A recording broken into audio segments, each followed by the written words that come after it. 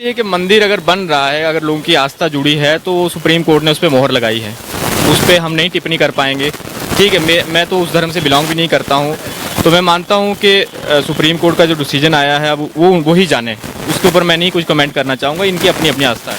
पर विपक्ष ये बोल रहा है कि कई और मुद्दे हैं, बेरोजगारी के मुद्दे हैं, महंगाई के, इन पर क्यों नहीं बात हो रही है?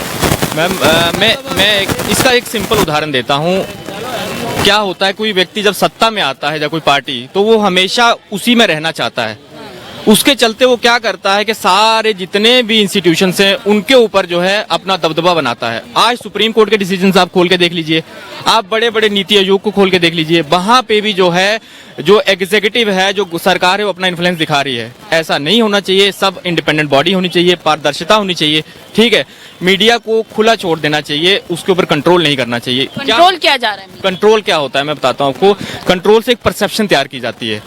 आप कई बार देखेंगे कि कई चीजें, घटनाएं होती हैं, वो दिखाई नहीं जाती हैं, वो सरकार के खिलाफ होती हैं, इसलिए नहीं दिखाई जाती हैं। और कुछ ऐसे प्रचार किए जाते हैं जिनका कोई मतलब नहीं होता, कोई तुक नहीं होता, वहां जनता को गुमराह किया जाता है। तो ये देश जो है सबका देश है, आपको उनको सही रास्ता दिखाना है। आपको अगर बहुमत दिया गया है तो आप उनकी उन्नति करिए। अगर आज हम देखते हैं आज गरीबी दर कहाँ पे है, गरीब हमारी संख्या बढ़ती जा रही है, हमारी जेब का जो पैसा है वो अमीरों की जेब में जा रहा है। ठीक है, इस पे लगाम लगानी चाहिए जी। ठीक है, हमने 2 बार मोदी जी को वोट दिया है, हम चाहते हैं इस बार भी अगर वो जीते हैं पर जनता के लिए काम हो, क्योंकि मतलब महंगाई बढ़ रही है, ये बात को मान रहे मैं हैं? आपको एक छोटा सा उदाहरण देता हूँ। 400 का सिलेंडर 1947 से चल के 2014 तक 400 तक पहुंचा। ठीक है, 2014 तक वो सिलेंडर 400 तक पहुंचता है, 2023 आते आते वो 1200 पे पहुंच गया। आपकी जेब से 800 निकाल लिया गया, उसी 800 में से 100 रुपए आपको दे दिया जाएगा राशन पानी। ठीक है, 700 फिर आपकी जेब से गए, किसकी जेब में गए? वो पूंजीपति की जेब में गए। आज की रिपोर्ट है अडानी फिर ऊपर चढ़ गया है। अडानी को ही सारे कॉन्ट्रैक्ट क्यों दिए जाते हैं? अडानी और अंबानी इनके फेवरेट क्यों? क्या आम जन का विकास नहीं होना चाहिए? क्या उनके सर पे छत नहीं होना चाहिए? उनके तन पे कपड़ा नहीं होना चाहिए? क्या उनके पेट में रोटी नहीं होनी चाहिए?